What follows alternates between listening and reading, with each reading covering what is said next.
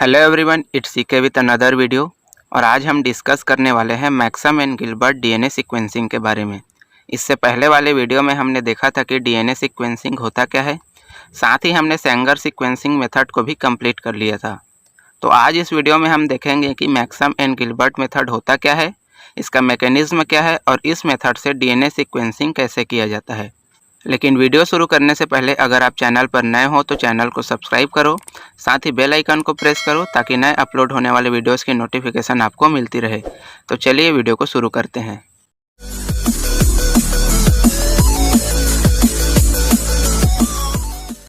सबसे पहले हम देख लेते हैं इंट्रोडक्शन। तो इस मेथड को दो साइंटिस्ट ने मिलकर डेवलप किया जिनका नाम था एलन मैक्सम और वाल्टर गिलबर्ट। इन्होंने 1976 और 1977 के बीच में डीएनए सीक्वेंसिंग का एक मेथड विकसित किया और इन्हीं दोनों साइंटिस्ट के नाम पर इसे Maxam and Gilbert sequencing method बोला जाता है। यह मेथड डीएनए के न्यूक्लियोटाइड्स पर केमिकल मॉडिफिकेशन और सब सीक्वेंट पार्टीशन पर आधारित था। मतलब इस मेथड में केमिकल्स के द्वारा डीएनए के न्यूक्लियोटाइड बेसेस का मॉडिफिकेशन किया जाता है, जिसके बाद डीएनए के पर्टिकुलर बेस में क्लीवेज होने लगता है। मैक्सम एंड गिलबर्ट मेथड को केमिकल डिग्रेडेशन मेथड भी बोला जाता है क्योंकि इसमें कई तरह के केमिकल्स का यूज़ होता है। और यह मेथड सेंगर सीक्वेंसिंग के बाद का पहला मेथड था जो काफ़ी ज़्यादा पॉपुलर हुआ। नेक्स्ट हम बात कर लेते हैं इसके प्रोसीजर के बारे में। तो Maxam and Gilbert sequencing method perform करने के लिए सबसे पहले हम एक डबल स्टैंडर्ड डीएनए फ्रेगमेंट को सेलेक्ट करते हैं। और जैसा कि आपको पता होगा कि डीएनए सीक्वेंसिंग करने के लिए हमें सिंगल स्टैंडर्ड डीएनए की आवश्यकता होती है। तो सिंगल स्टैंडर्ड डीएनए के लिए हमें डीएनए को डीनेचर करना पड़ता है, लेकिन इस मेथड में हम डीएनए को डायरेक्ट डीनेचर नहीं करते। इसमें डीनेचुरेशन प्रोसेस के पहले कुछ स्टेप्स होते हैं जिसे हम आगे समझते हैं। तो यहाँ पर हमने एक डीएनए फ्रेगमेंट को लिया है 5' to 3' एंड 3' to 5'। इसमें से 5' और 3' दोनों एंड होते हैं और हमें पता है कि डीएनए में 5' एंड के पास हमेशा ट्राईफॉस्फेट ग्रुप अटैच होता है, मतलब कि इसमें 3 फॉस्फेट ग्रुप जुड़ा होता है। और 3' एंड के पास हमेशा OH ग्रुप अटैच रहता है। देन इसमें सबसे पहला स्टेप होता है डीफॉस्फोराइलेशन का। इस स्टेप में 5' एंड से जुड़े फॉस्फेट ग्रुप को रिमूव किया जाता है और इसे रिमूव करने के लिए अल्कलाइन फॉस्फेटेज नामक एंजाइम का उपयोग किया जाता है। तो डीफॉस्फोराइलेशन प्रोसेस में अल्कलाइन फॉस्फेटेज एंजाइम के द्वारा फॉस्फेट ग्रुप को रिमूव कर दिया जाता है और जब फॉस्फेट ग्रुप रिमूव होता है तो उसकी जगह पर OH ग्रुप आकर अटैच हो जाता है। दूसरा स्टेप होता है रेडियो लेबलिंग का। इसमें 5' एंड के पास एक ऐसा मॉलिक्यूल ऐड किया जाता है जो रेडियो एक्टिव होता है। तो जो मॉलिक्यूल इसमें ऐड करते हैं वो होता है रेडियो एक्टिव गैमा P32। इस P32 फॉस्फेट ग्रुप को 5' एंड के साथ जॉइंट कराया जाता है। इसे जॉइन करने के लिए भी एक एंजाइम का उपयोग किया जाता है और वो एंजाइम होता है पॉलीन्यूक्लियोटाइड काइनेज। ये एंजाइम ATP के अंडर में फंक्शन करता है और इस रेडियो एक्टिव मॉलिक्यूल को ऐड करने के लिए ATP से एनर्जी यूज़ होकर ADP में कन्वर्ट हो जाता है। तो पहले स्टेप में हमने 5' एंड से फॉस्फेट ग्रुप को रिमूव किया। रिमूव होने के बाद उसमें OH ग्रुप अटैच हुआ। फिर दूसरे स्टेप में रेडियो एक्टिव फॉस्फेट ग्रुप को 5' एंड के साथ ऐड किया। ये दोनों स्टेप कंप्लीट होने के बाद तीसरा और आखिरी स्टेप होता है डीनेचुरेशन का। डीनेचुरेशन प्रोसेस में डीएनए फ्रेगमेंट को थर्मल साइक्लर में इंसर्ट कराया जाता है। थर्मल साइक्लर एक मशीन होता है जो मल्टीपल टेम्परेचर में डीएनए के एम्प्लीफिकेशन का काम करता है। तो जब थर्मल साइक्लर का टेम्परेचर 95 डिग्री सेल्सियस पर पहुंच जाता है तब उसमें उपस्थित डीएनए डीनेचर होकर 2 सिंगल स्टैंडर्ड डीएनए में कन्वर्ट हो जाता है। कन्वर्ट होने के बाद हम दोनों स्ट्रैंड में से एक स्ट्रैंड को एज अ टेम्पलेट सेलेक्ट कर लेते हैं। देन इसको सेलेक्ट करने के बाद हम टेम्पलेट स्ट्रैंड को 4 पार्ट्स में डिवाइड कर लें। नेक्स्ट है केमिकल ट्रीटमेंट। तो जैसा कि हम जानते हैं कि मैक्सम एंड गिलबर्ट मेथड में केमिकल्स बहुत इंपॉर्टेंट होते हैं और इन केमिकल्स का एक्चुअल फंक्शन क्या होता है इस प्रिंसिपल को पहले समझते हैं। तो केमिकल ट्रीटमेंट में 2 कैटेलिटिक प्रोसेस होता है। पहले प्रोसेस में केमिकल्स के द्वारा ग्लाइकोसिटिक बॉन्ड को ब्रेक किया जाता है। अब ये ग्लाइकोसिटिक बॉन्ड कहाँ पाया जाता है? यह उपस्थित होता है शुगर रिंग के फर्स्ट कार्बन पर और इसी ग्लाइकोसिटिक बॉन्ड के द्वारा अल्कलाई या फिर जो बेस होता है वह शुगर रिंग से जुड़ा रहता है। तो केमिकल्स इस ग्लाइकोसिटिक बॉन्ड के ऊपर अटैक करते हैं और इसे ब्रेक कर देते हैं। अब जब ये ग्लाइकोसिटिक बॉन्ड ब्रेक होगा तो जाहिर सी बात है कि बेस यहाँ से डिस्प्लेस हो जाएगा। इस प्रोसेस में जिन केमिकल्स का यूज़ किया जाता है वह होता है डाईमिथाइल सल्फेट, हाइड्राज़ाइन, फॉर्मिक एसिड और सोडियम क्लोराइड। ये केमिकल्स काम कैसे करते हैं इसे हम आगे वीडियो में समझेंगे। यहाँ पर एक और चीज़ इम्पॉर्टेंट है, इन केमिकल्स का जो रिएक्शन होता है वह प्यूरिन्स और पिरिमिडिन्स के लिए अलग अलग होता है। मतलब इन चारों केमिकल्स में से 2 केमिकल्स प्यूरिन के साथ रिएक्शन करेंगे और बाकी 2 केमिकल्स पिरिमिडिन्स के साथ रिएक्शन करेंगे। तो पहले प्रोसेस में केमिकल्स ग्लाइकोसिटिक बॉन्ड को ब्रेक कर देते हैं और इस बॉन्ड के ब्रेक होने के कारण एल्कलाई डिसलोकेट हो जाता है। ये तो हुआ केमिकल ट्रीटमेंट का पहला प्रोसेस। अब हम इसके दूसरे प्रोसेस के बारे में बात कर लेते हैं। दूसरे प्रोसेस में पाइप्रिडिन केमिकल का यूज़ किया जाता है और यह पाइप्रिडिन केमिकल फास्फोडाइएस्टर बॉन्ड को कैटेलाइज कर देता है, जिसकी वजह से बॉन्ड जो होता है वह ब्रेक डाउन हो जाता है। मतलब पाइप्रिडिन केमिकल जो है वह फास्फोडाइएस्टर बॉन्ड को पूरी तरह से क्लीव कर देता है। एक और बात यहाँ पर ध्यान दीजिए, पाइप्रिडिन का जो उपयोग होता है वह सभी में समान रूप से होता है। मतलब कि न्यूक्लियोटाइड में चाहे प्यूरिन अटैच हो चाहे पिरिमिडिन, दोनों ही केसेस में पाइप्रिडिन का रोल आइडेंटिकल होता है। तो यहाँ पर ये पॉलीन्यूक्लियोटाइड चेन है, मैंने केवल 2 न्यूक्लियोटाइड को दिखाया है, लेकिन एक्चुअल में ये चेन काफ़ी लंबा होता है।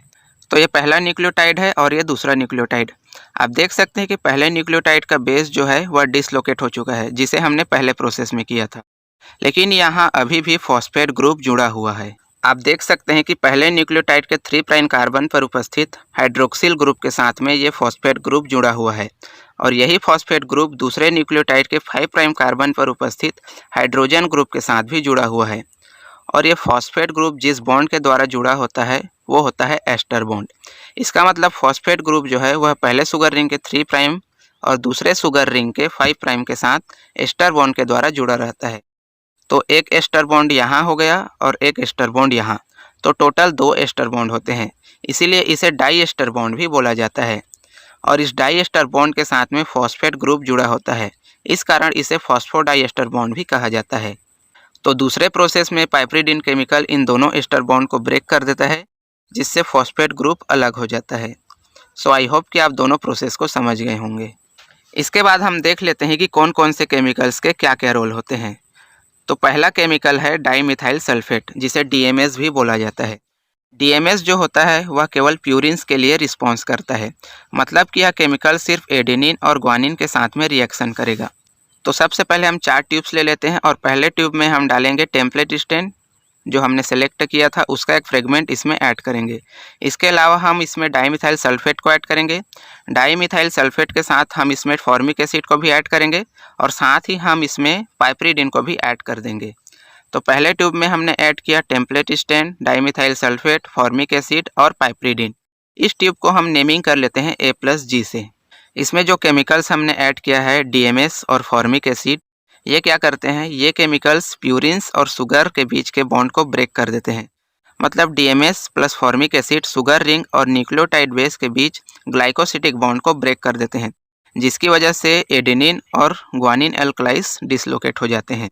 इसके साथ ही पाइप्रिडिन केमिकल न्यूक्लियोटाइड्स के बीच फॉस्फोडाइएस्टर बॉन्ड को क्लीव कर देता है, जिससे एक फाइनल ब्रेक लग जाता है। इसके बाद हम दूसरे ट्यूब में भी टेम्पलेट स्टैंड का एक फ्रेगमेंट इंसर्ट कराते हैं। टेम्पलेट के अलावा इसमें डाईमिथाइल सल्फेट और साथ ही पाइप्रिडिन केमिकल को भी ऐड कर देते हैं। इस ट्यूब को G से लेबल कर लेते हैं। तो दूसरे ट्यूब में हमने ऐड किया है टेम्पलेट स्टैंड, डाईमिथाइल सल्फेट और पाइप्रिडिन। इसमें डाईमिथाइल सल्फेट जो होता है वह ग्वानिन को मिथाइलेटेड कर देता है। मतलब ग्वानिन के N7 पोजीशन पर मेथिल ग्रुप आकर अटैच हो जाता है, जिसके कारण C8C9 बॉन्ड क्लीवेज के लिए ससेप्टेबल हो जाते हैं, जिससे डाईमिथाइल सल्फेट ग्वानिन और CH3 को वहाँ से रिमूव कर देता है। देन इसके बाद पाइप्रिडिन केमिकल चेन के उस साइड पर फाइनल ब्रेक लगा देता है जहाँ पर ग्वानिन रेसिड्यू का मॉडिफिकेशन होता है। अगला केमिकल है हाइड्राजिन। यह केमिकल सिर्फ पायरिमिडिन्स के लिए ही रिस्पॉन्स करता है। मतलब कि हाइड्राजिन केमिकल जो होता है वह केवल थायमिन और साइटोसिन के साथ ही रिएक्शन करता है। तो तीसरे ट्यूब में भी हम टेम्पलेट स्टैंड के फ्रेगमेंट को ऐड करेंगे। टेम्पलेट के अलावा इसमें हाइड्रोजन केमिकल ऐड करेंगे, साथ ही हम इसमें 1.5 मोलर NaCl को ऐड करेंगे। इसके अलावा हम इसमें पाइप्रिडिन केमिकल को भी ऐड कर लेंगे। तो तीसरे ट्यूब में हमने ऐड किया template stand, hydrogen, 1.5 molar sodium chloride and piperidine. इस ट्यूब को हम C से लेबलिंग कर लेते हैं। इसमें जो केमिकल्स हमने डाला है हाइड्रोजन प्लस सोडियम क्लोराइड, तो इसमें सोडियम क्लोराइड जो होता है वह थायमिन के रिएक्शन को इनहिबिट कर देता है। इसका मतलब हाइड्रोजन जो है वह केवल साइटोसिन के साथ ही रिएक्शन करेगा, थाइमिन के साथ नहीं, क्योंकि थाइमिन के रिएक्शन को NaCl इनहिबिट कर देता है। तो तीसरे ट्यूब में हाइड्रोजन केमिकल साइटोसिन बेस और शुगर रिंग के बीच के बॉन्ड को ब्रेक कर देता है, जिससे साइटोसिन वहां से डिसलोकेट हो जाता है। इसके बाद पाइपरिडिन केमिकल फास्फोडाइएस्टर बॉन्ड को रिमूव करके फाइनली क्लीव कर देता है। देन इसके बाद चौथे ट्यूब में भी हम टेम्पलेट स्टेन के फ्रेगमेंट को ऐड करेंगे। टेम्पलेट के अलावा इसमें हाइड्रोजन और साथ ही पाइपरिडिन को भी ऐड कर देंगे। इस ट्यूब को हम नेमिंग कर लेते हैं C+T से। तो चौथे ट्यूब में हमने ऐड किया टेम्पलेट स्टेन, हाइड्रोजन और पाइपरिडिन। इसमें हाइड्रोजन जो होता है वह पायरिमिडिन और शुगर के बीच के बॉन्ड को स्प्लिट कर देता है। मतलब हाइड्रोजन नाइट्रोजिनस बेस और शुगर रिंग के बीच मौजूद ग्लाइकोसिटिक बॉन्ड को ब्रेक कर देता है, जिसके कारण साइटोसिन और थाइमिन अल्कलाइज डिसलोकेट हो जाते हैं। इसके बाद पाइपरिडिन केमिकल फास्फोडाइएस्टर बॉन्ड को ब्रेक करके फाइनली क्लीव कर देता है।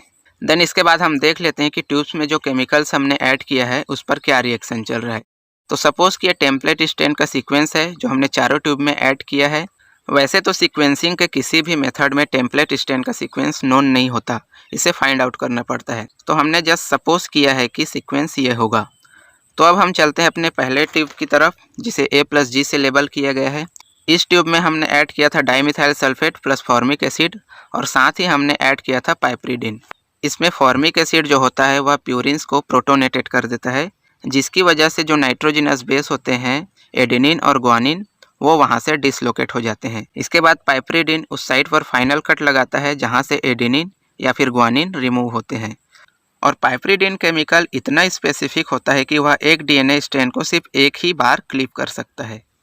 तो पहले ट्यूब में दो तरह की पॉसिबिलिटीज़ हो सकती है, यानी कि फॉर्मिक एसिड जो प्रेजेंट है वह A को भी कट कर सकता है और G को भी कट कर सकता है। तो सपोज़ कि फॉर्मिक एसिड ने यह सिंगल स्ट्रैंडेड DNA में से इस A को यहाँ से रिमूव कर दिया। रिमूव होने के बाद पाइपरिडिन यहाँ पर क्लीव कर देगा। क्लीवेज होने के बाद ये स्ट्रैंड यहाँ से अलग हो जाएगा। अलग होने पर जो स्ट्रैंड प्राप्त होगा 5 प्राइम टू 3 प्राइम वो ये होगा GCT। ये तो हो गया पहला पॉसिबिलिटी। दूसरा पॉसिबिलिटी है G। तो सपोज़ कि इस बार फॉर्मिक एसिड ने स्ट्रैंड में से इस G के साथ रिएक्शन किया और इसको डिसलोकेट कर दिया। इसके बाद पाइपरिडिन स्ट्रैंड को यहाँ से ब्रेक कर देगा। ब्रेक डाउन होने के बाद जो स्ट्रैंड बनेगा 5 प्राइम टू 3 प्राइम ये होगा GCTAC। एक और पॉसिबिलिटी यहाँ पर हो सकता है इस लास्ट वाले A के ऊपर, क्योंकि फॉर्मिक एसिड तो सभी A और G के साथ रिस्पॉन्ड करेगा जो स्ट्रैंड में प्रेजेंट होंगे। तो सपोज़ कि फॉर्मिक एसिड ने इस लास्ट वाले A के साथ रिएक्शन किया और इसको रिमूव कर दिया। इसके बाद पाइपरिडिन इसको कट करेगा। कट होने के बाद जो स्ट्रैंड बनेगा वो होगा 5 प्राइम टू 3 प्राइम GCTACGT। तो पहले ट्यूब में 3 तरह के पॉसिबल स्ट्रैंड ऑब्टेन हुए। इसके बाद चलते हैं दूसरे ट्यूब में, जिसे G से लेबल किया गया है। इस ट्यूब में हमने ऐड किया था डाइमिथाइल सल्फेट और साथ ही पाइपरिडिन। इसमें डाइमिथाइल सल्फेट जो होता है वह ग्वानिन को मिथाइलेटेड कर देता है, मतलब कि यह सिर्फ ग्वानिन के साथ में रिएक्शन करेगा। तो स्ट्रैंड में जहाँ भी ग्वानिन रहेगा उसको डाइमिथाइल सल्फेट रिमूव कर देगा। तो सपोज़ कि डाइमिथाइल सल्फेट ने स्ट्रैंड में इस G के साथ रिएक्शन किया और इसको रिमूव कर दिया। इसके बाद पाइपरिडिन स्ट्रैंड को कट कर देगा। कट होने के बाद जो नया स्ट्रैंड बनेगा उसमें 5 प्राइम टू 3 प्राइम ये होगा GCTAC। अब स्ट्रैंड के स्टार्टिंग में भी यहाँ पर G प्रेजेंट है और अगर डाइमिथाइल सल्फेट इस G को यहाँ से रिमूव करेगा तो कोई स्ट्रैंड बनेगा ही नहीं, सिर्फ फॉस्फेट बचेगा यहाँ पर। तो दूसरे ट्यूब में सिर्फ एक ही पॉसिबल स्ट्रैंड मिलेगा। इसके बाद अगला है तीसरा ट्यूब, जिसे C से लेबल किया गया है। तो तीसरे ट्यूब में हमने ऐड किया था हाइड्रोजन 1.5 m सोडियम क्लोराइड और साथ ही पाइपरिडिन को भी ऐड किया था। इसमें सोडियम क्लोराइड जो होता है वह केवल C के साथ ही रिएक्शन करता है और T के रिएक्शन को इनहिबिट कर देता है। तो सपोज़ कि NaCl ने यह सिंगल स्ट्रैंडेड DNA में से इस C को यहाँ से रिमूव कर दिया। इसके बाद पाइपरिडिन यहाँ से स्ट्रैंड को ब्रेक कर देगा। ब्रेक डाउन होने के बाद जो स्ट्रैंड बनेगा उसमें होगा 5 प्राइम टू 3 प्राइम G। दूसरी पॉसिबिलिटी ये है कि सपोज़ इस बार NaCl ने स्ट्रैंड में से इस C के साथ रिएक्शन किया और इसको यहाँ से डिसलोकेट कर दिया। इसके बाद जब पाइपरिडिन स्ट्रैंड को कट करेगा, कट होने के बाद जो सीक्वेंस हमें मिलेगा वो होगा 5 प्राइम टू 3 प्राइम GCTA। तो तीसरे ट्यूब में हमें 2 तरह के पॉसिबल स्ट्रैंड प्राप्त होंगे। इसके बाद चलते हैं चौथे ट्यूब में, जिसे C+T से लेबल किया गया है। इस ट्यूब में हमने ऐड किया था हाइड्रोजन और साथ ही पाइपरिडीन। इसमें हाइड्रोजन जो है वह पायरिमिडीन्स के साथ रिएक्शन करता है, यानी कि ये नाइट्रोजिनस बेस सी और टी को हाइड्रोलाइज कर देता है, जिसकी वजह से ये एल्कलाइज डिसलोकेट हो जाते हैं। तो चौथे ट्यूब में भी दो तरह की पॉसिबिलिटीज़ हो सकती है, मतलब कि हाइड्रोजन जो है वह सी को भी कट कर सकता है और टी को भी कट कर सकता है। और पाइपरिडीन का फंक्शन जो मैंने बताया कि ये किसी भी सीक्वेंस को सिर्फ एक ही बार कट कर सकता है, उससे ज़्यादा नहीं, क्योंकि पाइपरिडीन बहुत ही स्पेसिफिक होता है। तो सपोज़ कि हाइड्रोजन ने टेम्पलेट स्टैंड में से इस सी के साथ रिएक्शन किया और इसको रिमूव कर दिया। फिर जब पाइपरिडीन यहाँ कट करेगा तो जो स्टैंड बनेगा उसमें होगा 5 प्राइम टू 3 प्राइम जी। और अगर हाइड्रोजन स्टैंड में से इस टी को यहाँ से रिमूव किया तो कट होने के बाद जो सीक्वेंस मिलेगा उसमें होगा 5 प्राइम टू 3 प्राइम जी और सी। अब दूसरी पॉसिबिलिटी ये है कि सपोज़ इस बार हाइड्रोजन ने सीक्वेंस में से इस वाले सी के ऊपर अटैक किया और इसको रिमूव कर दिया। फिर जब पाइपरिडीन यहाँ पर क्लीव करेगा, क्लीवेज के बाद जो स्टैंड बनेगा उसमें होगा 5 prime to 3 prime G C T A. एक और पॉसिबिलिटी है कि अगर हाइड्रोजन ने स्टैंड में से इस वाले टी के साथ रिएक्शन किया और इसको रिमूव कर दिया तो कट होने के बाद जो सीक्वेंस मिलेगा उसमें होगा 5 prime to 3 prime G C T A C G. तो चौथे ट्यूब में से टोटल 4 तरह के पॉसिबल स्टैंड प्राप्त होंगे। आई होप कि यहाँ तक आपको क्लियर रहा होगा। नेक्स्ट है जेल इलेक्ट्रोफोरेसिस। तो जेल इलेक्ट्रोफोरेसिस का मेन फंक्शन क्या होता है कि यह इलेक्ट्रिक करंट का यूज़ करके डीएनए फ्रेगमेंट्स को उनके साइज़ के बेसिस पर सेपरेट करने का काम करता है। इसके बाद जो 4 टेस्ट ट्यूब हमने लिए थे जिसमें टेम्पलेट स्टैंड और केमिकल्स को ऐड किया था, उन चारों ट्यूब के फ्रेगमेंट्स को इंसर्ट कराते हैं जेल इलेक्ट्रोफोरेसिस में। तो हमने सारे ट्यूब्स के सैंपल्स को अलग अलग लोड कर लिया, इस वेल में ट्यूब 1 का, इस वेल में ट्यूब 2 का, इस वेल में ट्यूब 3 का और इस वेल में ट्यूब 4 का। इस इलेक्ट्रोफोरेसिस में साइज सेपरेशन के लिए एक्राइलेमाइड जेल का यूज़ किया जाता है।